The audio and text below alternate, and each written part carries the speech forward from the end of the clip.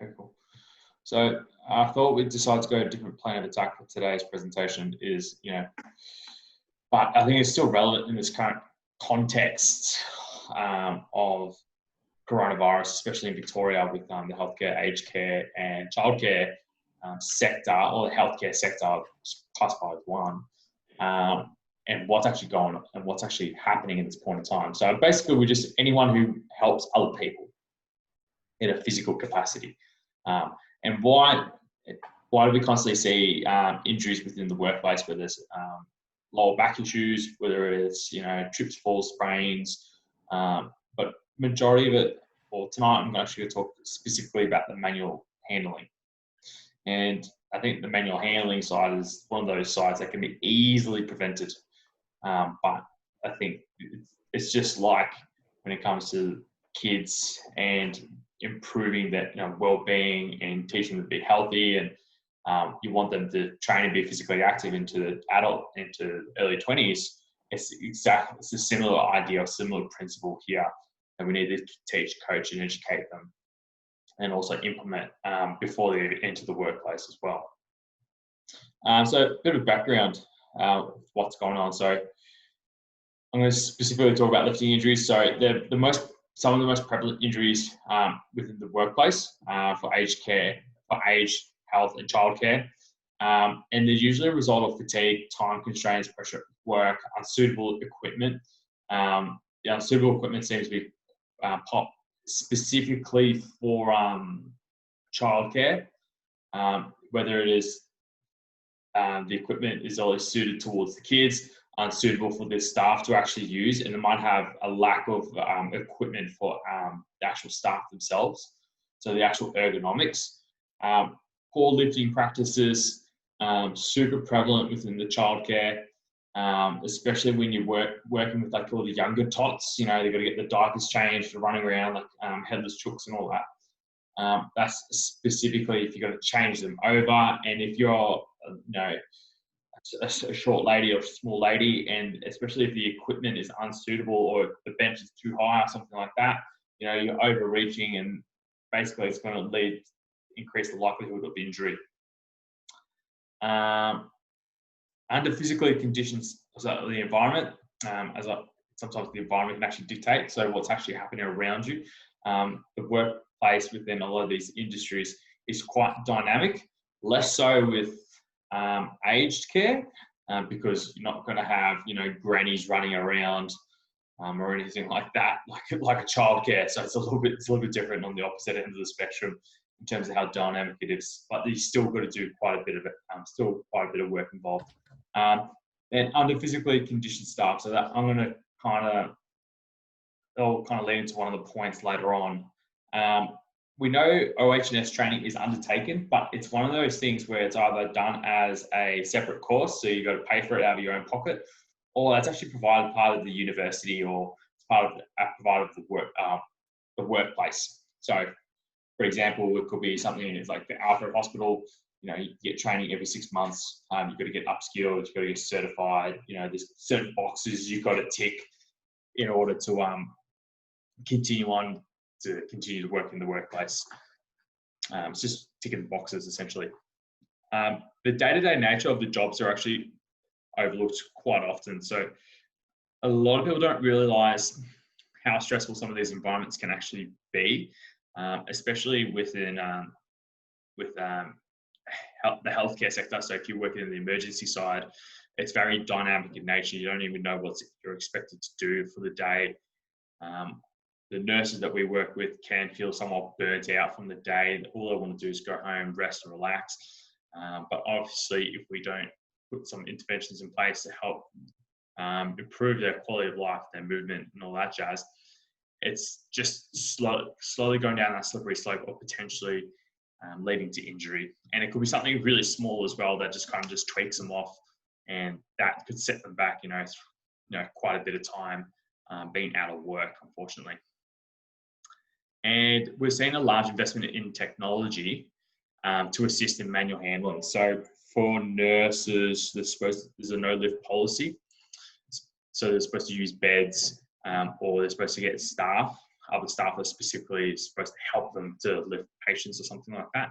But we know probably more in the private sector, or where there's massive time constraints, potentially this can be a bit of an oversight, or where nurses are like are by themselves for whatever reason, and they just don't have the time, or they don't have the resources around to actually assist them, so they might actually end up doing it themselves. So to say that nurses are following the book to a T is I wouldn't say it's necessarily true, because we're all humans at the end of the day. We do cut corners, and especially in large organizations, it's quite easy to hide and do certain things that may not be beneficial to your own health in order to get the job done. So it's kind of like this cost-benefit ratio or risk-reward ratio at the end of the day to get the job done, but potentially compromise your own physical health. What the numbers say, what would the numbers say for childcare? So this is WorkSafe Victoria. So the most common injuries were musculoskeletal injuries, so 767 reports, and this was between 2010 and 2015. And there was 265 cases of mental disorders, and I thought that was quite interesting to actually put in there. But the common causes were actually due to falls, trips, slips, and body stress. So body stress is more got to do with manual handling at the end of the day.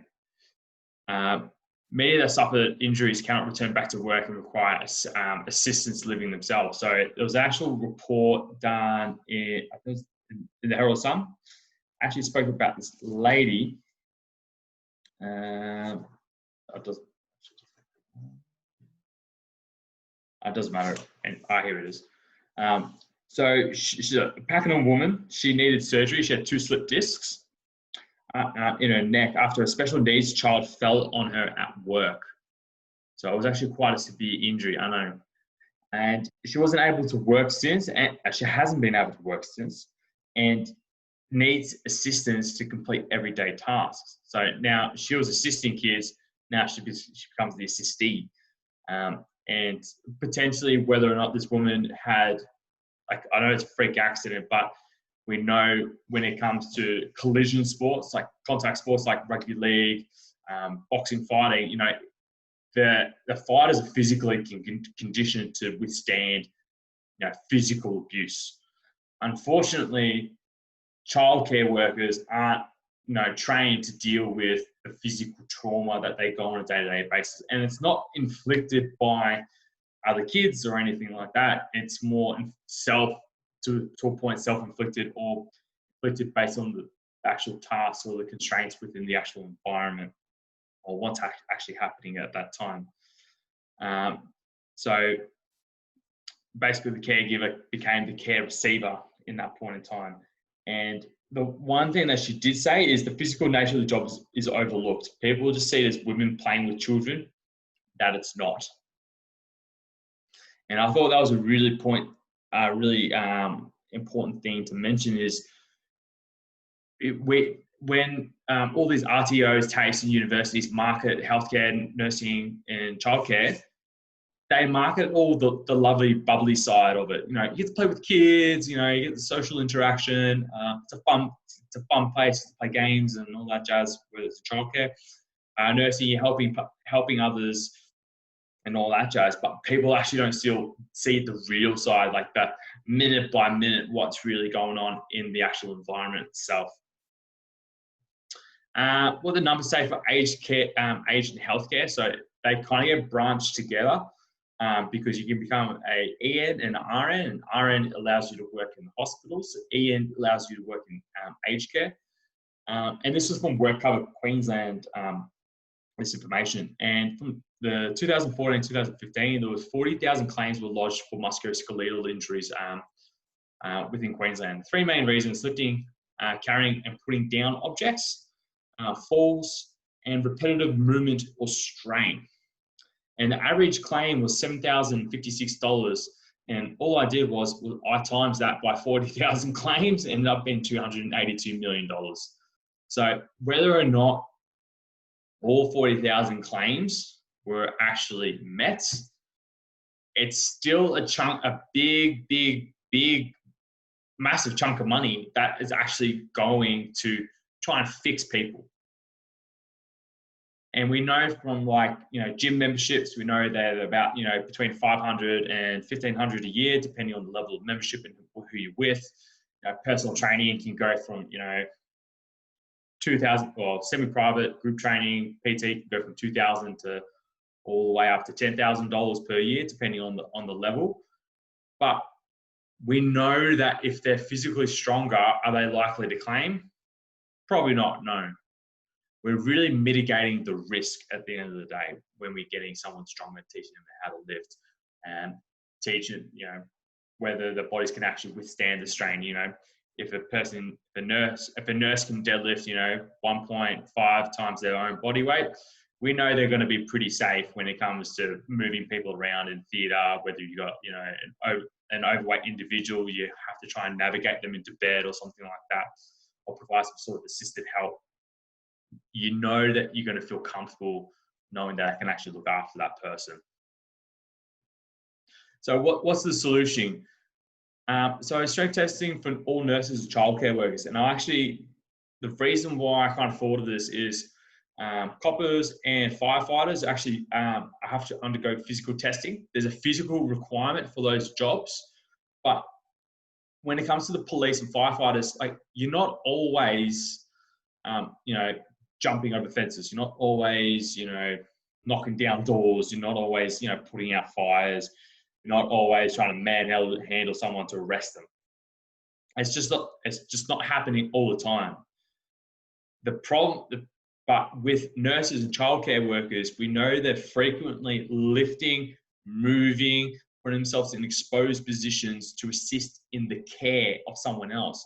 Because someone has lost their strength and mobility, they have to gain it from somewhere else in order to move somewhere, or to go from bed to standing, or to the toilet, or to the shower, or something like that, to clothe themselves, aged care, to change if they've got a diaper or something like that. When the person has limited mobility and strength, has to come from somewhere else. So it comes from the nurse. They exert their strength and mobility on the individual in order to get the task done and completed. Universities, TAFEs, and RTOs have to have units on the demand of the job. So we can't sugarcoat it and say, just go through and learn how to learn the physiology side, or learn about medication and all that jazz. And there needs to be another component where there's an actual health component where they actually look after themselves. There needs to be something in there. And Britt told me when she was undergoing her undergrad at Deakin for nursing, there was no practical unit talking about, safe lifting practices, but also the physical demands of the actual job, the actual reality of the job. There's nothing there. It's not displayed or even talked about. It's just kind of you rock up and it's just oh shit, here we go. And it's is this? And that's pretty much it. It's not even discussed or talked about until it's too late and work up and might have to come in, and because someone sustained a workplace injury. All workplaces to drive initiatives to encourage staff to become physically active. And I think this is really important just for in terms of, dealing with the fatigue side, the stress side, in terms of the well-being side, but in terms of the physical development of the individual. So we're making sure that, the nurses are strong enough so they're not going to feel like they're overworked. Because if they're really strong and requires a little bit of strain in order to move someone, versus someone who's really weak, that it might require all their might to actually help and assist and move that person. We know the person who's going to be more burnt out is the weaker individual, or more likely to be burnt out. I think having training facilities accessible for staff and have qualified trainers on hand. So I think there's a few hospitals that actually do have gyms on hand, but in terms of the accessibility or whether or not staff actually are able to access it is another story. So there needs to be a bigger push where nurses can actually get access, or childcare workers need to be able to team up with a small organisation to be able to have some sort of subsidised training, to be able to do it in small groups to keep the costs down. on both sides because everyone's trying to make a profit at the end of the day. So, but in terms of the longevity, you want good staff, you want them to be happy, best to look after them at the end of the day. So a quick summary, all police and firefighters have to undergo physical testing. Health and childcare workers are under more strain more often. So why aren't we actually physically testing them at the get-go, whether or not they're going to be able to withstand or whether or not they actually have to go see someone to actually get stronger. They don't have the physical capacity to continue for the long run. Like no appropriate interventions are put in place. So what I really mean by that is if the OH&S and all these protocols and practices that are put in place and they're not consistently updated or they're not being taught to or upskilled, staff aren't being upskilled, the likelihood of slipping into old patterns of behaviours will start to creep in, and what's going to happen, increasing the likelihood of injury. The longer they're in the industry, the greater risk of injury to occur, because if they're constantly lifting kids a certain way, we know that's going to lead to overuse over time. Manual handling will always be required on a daily basis. Doesn't matter what job it is, whether it's at a low threshold or a high threshold. Healthcare, childcare, aged care, there's always some lifting that is required. And sometimes it could be at the start of the shift when you're feeling fresh, and sometimes it can be at the end of the shift where you're feeling really fatigued and just mentally cooked. And you're seven times higher developing a musculoskeletal injury compared to the general population. So if you're more likely to develop a musculoskeletal injury, let's develop the musculoskeletal system. Let's get them strong. Pretty simple. And that's it.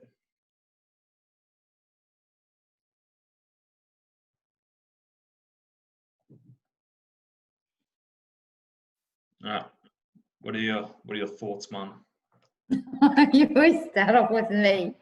I was just thinking the childcare. I mean, that's every mother, every woman that comes in that's a mum, they're going to have all those issues. Yeah. So, yeah, it's a fact of life. Yeah. Yeah, they really need help and have to put themselves first to get that help. Yes, you don't realise in the training too, I suppose it's, say with the nurses and no practical advice on the physical side of it. And it just reminded me too of say for those that are personal trainers, they don't have any elements of building a business either. Many courses don't have the other, more a holistic approach to doing the course. It's just doing the thing rather than the whole story. They haven't got the longevity, the component that will keep them in the job or keep them in the industry for X amount of years.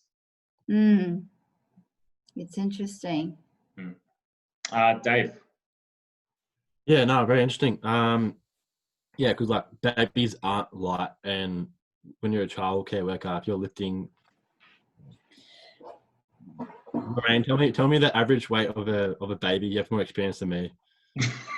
Do I have more experience than you? An average, it depends on the child. I think it's about 10 to 20 kilos in the young, really young. Huge, yeah. So I was 30. Yeah, and we all know if we pick up a 20 kilo weight awkwardly, back twinge, possible. Oh, the young ones, yeah. Especially because the child is a moving object. It's moving, so it's unstable, and that adds to more risk anyway. And yeah, like so many childcare workers probably have never been in a gym at all. So they go in thinking, oh, yep, I'm used to picking up children. But, it's just probably bad habits and whatnot, picking up children, bad habits. And one day, having a bad day, or they're overloaded, and just literally the straw that breaks the camel's back. Yeah. I've got some anecdotal experience. So before I was a PT, I worked at Woolworths in the distribution centre. And there they got us to work in the produce section, which is all your veggies and that sort of things. But they would come in these crates, and part of your expectations as a picker or a person who basically like stacks pallets for jobs to send him out to stores, you had to achieve 100% pick rate, which is like a certain amount of items over a certain amount of time. So if you had a 200 item job, then you have to complete that within 2 hours or something like that. But in produce, the crates are like really heavy, really hard to stack, and just really awkward to get out. And so produce was always like the one that I didn't want to do, because one, you have to slow down and get your shit sorted so you can pick it up properly and stack it properly. But like I'd be like, because I was training then, I was like, I have to pick this up properly. I don't want to hurt my back. But the people who checking on you and stuff like that, they're like, why isn't your pick 100% today? Or like, why isn't this? Because at the end of the day, they don't really care if you hurt your back, because I was a casual worker, so I can be easily replaced. And they have physio that come around every now and then, but they just like check you.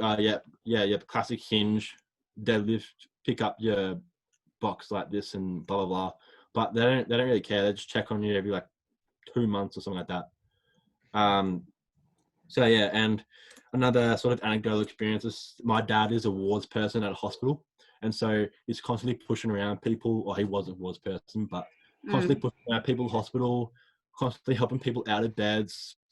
He's talked about experiences where he's had to pick up extremely overweight people with a team of other people, and they're struggling. And yeah, like I said, zero gym experience, and so he's already got existing back injuries. But if you think about someone who works in a hospital setting or occupational setting, or even childcare worker, they're constantly extended because they're constantly standing. They probably have poor posture, and especially in a hospital setting, their stress level, their sympathetic levels are probably through the roof. So obviously constant alert. Someone comes through an emergency or someone passes out, you got to do CPR straight away. And so if you're constantly sympathetic and stuff like that, you're constantly extended and stuff like that. So lower back pain, big massive red flag for that. And of course, if you're standing for long periods of time and you're uncertain of breaks, it's just continue to put yourself in that poor posture. And basically doing these sort of things is a really, really good idea. Like having an S&C coach or a trainer in this type of positions is really, really good, because one, it's obviously less cost to the government to pay for healthcare, but it saves the person from injury that will eventually lose them income because they can't work. And especially if they're casual, like I'm thinking of like Sam Webber, the situation. Like she works at iCare, she's working 6 days a week, and basically if she hurts herself, she's irreplaceable, but she needs the income. So it's good that she comes down to Inner Athlete and works on her strength and stuff like that. So yeah, they're all the points that I wrote down, but yeah, really, really good presentation. Oh, thank you. Yeah, no, it's a really good point. So it's in every industry really, anything that requires manual labor. With the funny thing is with the fitness industry, you know, we teach good technique, so therefore we're going to load and unload and do our job well and do it with good technique. Even if we're teaching someone to hinge and we're putting ourselves in an awkward position, but we're not going to compromise our safety at the same time. But then other industries don't have the same mentality at the end of the day as well, which is really, I guess, sad to see that, you know, that people are disposable. Then it also comes down to the casual workforce as well. So people unfortunately are replaceable, but that also leads to more costs down the track, because it costs actually costs a lot more money to hire someone on a regular basis, because you've constantly got to train them all the time. And they would actually save money on the back end, where the staff is there for 2, 3, 4, 5 years, loves their job, probably loves their workplace, hates the task, but they know they're getting looked after.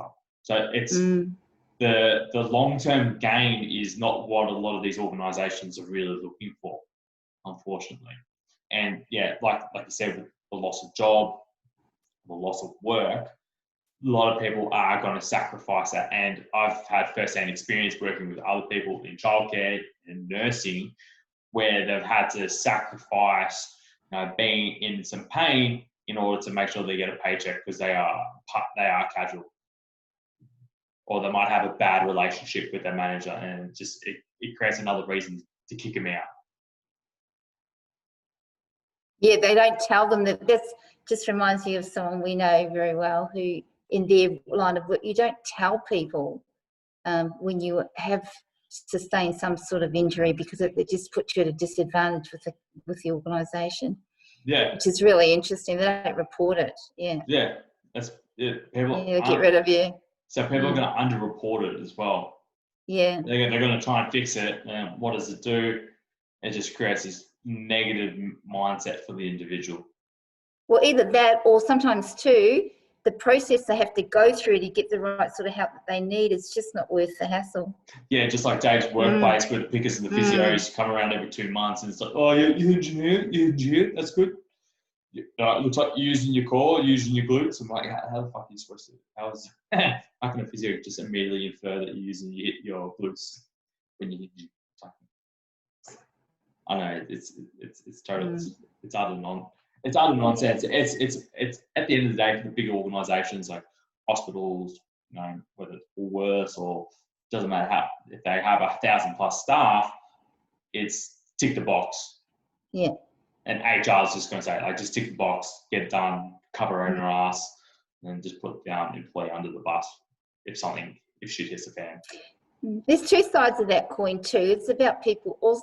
You can blame the employer, but it's about people also taking responsibility for their own health. If there's something wrong, you want to go and do something about it. But if Woolworths knows that their job is physically demanding, it's repetitive in nature, right? Yeah. And they've known that for over 100, however long they've been in existence. But they still don't disclose, because if they do, potentially leaves if someone gets injured because of repeated use or something like that, then it potentially creates a can of worms for them. And they have to implement this whole system. It's going to cost them, $20 million to implement over 3 years. Yeah. So it creates another can of worms. Oh, that's another problem. But Nathan, what are your thoughts? I agree with everything you guys are talking about. I think it's like you said, looking at the statistics, kind of just people who work in those environments just kind of need to prepare themselves for worst case. Like most case, or might not actually have to lift anything heavy or whatnot, but even light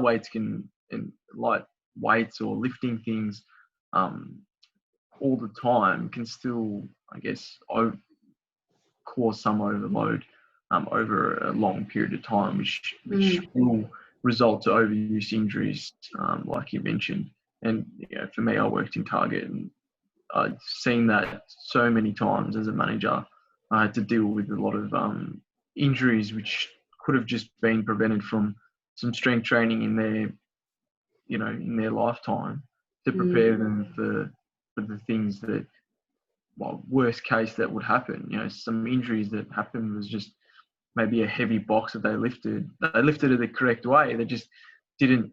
The body just didn't have enough strength to I guess compensate, or in the right ways. So like you said, strength training will definitely help prepare these people in these occupations, and it will help not only the industry or the organisation dealing with less injuries, but obviously the person themselves. Like, why would you want to be injured? You know what I mean? So that's my 2 cents. Yeah, I think the mentality we started to teach a lot of the healthcare and childcare workers is, we don't train you for when things are good. We make sure that when shit hits the fan, that you're not exposing or being compromised at the end of the day. because if you're injured, and say if you do a lot back, or you're a nurse, and say you're 5'2", this is that we got a client, she's exactly in this boat where she'd come off, 4 nights of night shift, fatigued, tired, and her lower back would just be in like absolute excruciating pain. She'd have to go see a chiropractor every time she'd get off their 4 nights of night shift. And it was just like a horrible way to really live at the end of the day, to reduce the quality of life of the individual. And then they're going to fork out even more money. But then once we started to introduce some basic level of strength training, moving well, understand the lumbo-pelvic tilt, lumbo-pelvic relationship, the ribs as well, and some breathing exercises, lo and behold, there was no lower back pain. It was just kind of like, I'm a little bit tired, my posture's a little bit crap, and that's it. So it's all about mitigating the potential damage down the track. And it's just like athletes as well. Athletes, they do an off season, they train for many years, and they become really robust individuals when they play their sport.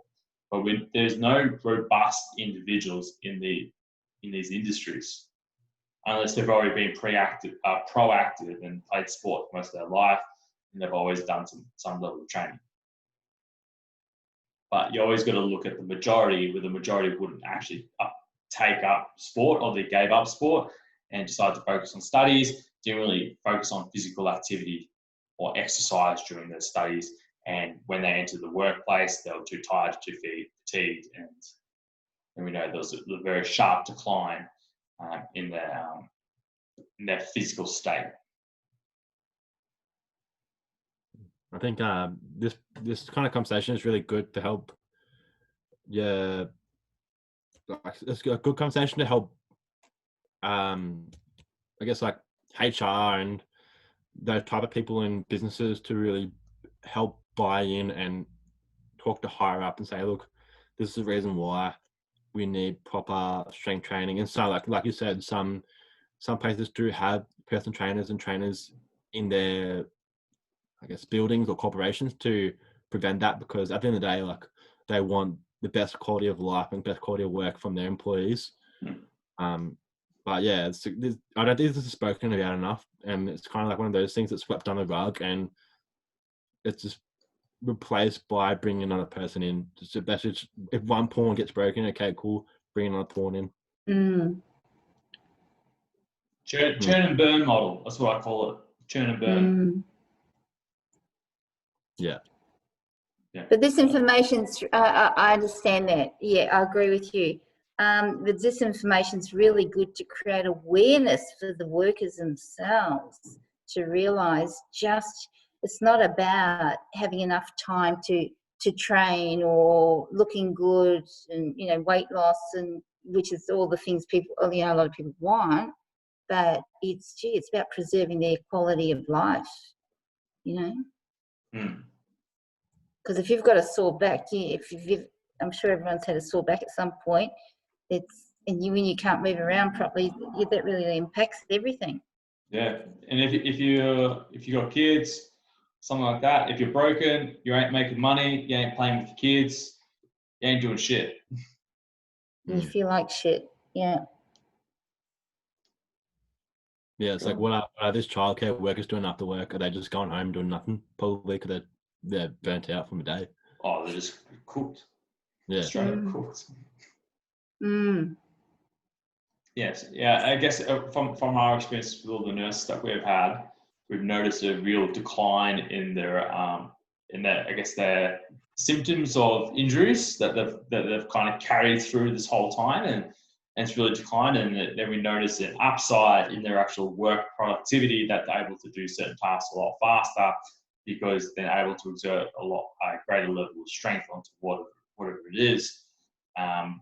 I'd also notice that they're more energetic and less burnt out by the end of the day as well. So there's a huge. It's just like strength training for teens. There's a massive upside to it. It's just so many areas that it improves. And same thing with the nursing, aged care, childcare. There's just so much upside to get your nurses stronger, because it's going to have the physical, social, mental, emotional well-being. It's just going to cover it all in the long term, if it's maintained. Yeah, for sure. So biopsychosocial. That's pretty much it. It just comes back to that. Yes, like you said, around holistic, like a holistic approach. That's it. Done. All right, I'll stop recording, but other than that.